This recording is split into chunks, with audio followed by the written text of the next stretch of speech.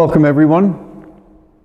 We're celebrating the Feast of the Assumption throughout this week as we continue to reflect on the readings. Today, we're going to be reading the second reading, and it talks about death. And death is a reality that we all have to face. The Assumption deals with what happened after Mary's death, and our second reading is going to give us some insight into that. The Corinthians were confused about what happens to Christians when they die.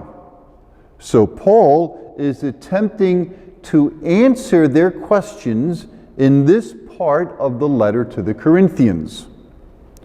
Paul says that because of the sin of Adam, all people die. But because of Jesus, the new Adam, all people can be brought to life. This will happen in a proper order. First Jesus, and then his followers.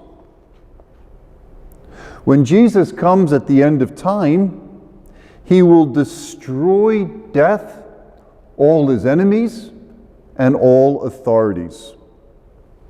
So this helps us to look into the future in a sense and see that with the Assumption, Mary already enjoys that fulfilled and resurrected life in heaven. A reading from the first letter to the Corinthians. Brothers and sisters, Christ has been raised from the dead, the first fruits of those who have fallen asleep. When the harvest season is coming to an end, certain crops in a field will blossom and bloom sooner than others. They're called the first fruits. So, Paul says Jesus is the first fruits. He's the first to rise from the dead. Others will follow after him. For since death came through man, the resurrection of the dead came also through man. For just as in Adam all sin, so that in Christ shall all be brought to life. So there's the old Adam, the new Adam, Christ. But each according to its proper order. Christ, the first fruits, then at his coming, those who belong to Christ, this is his coming at the end of time, then comes the end, when he hands over the kingdom to his God and Father, when he has destroyed every sovereignty and every authority and every power. For he must reign until he has put all enmity under his feet.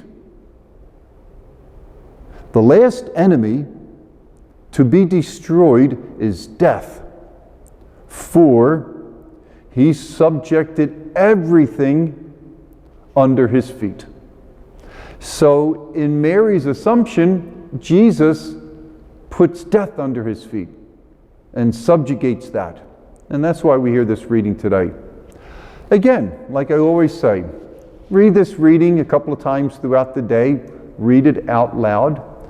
See how this reading might relate to your life. You know, it's really a reading of hope and ultimate conquest, even over death.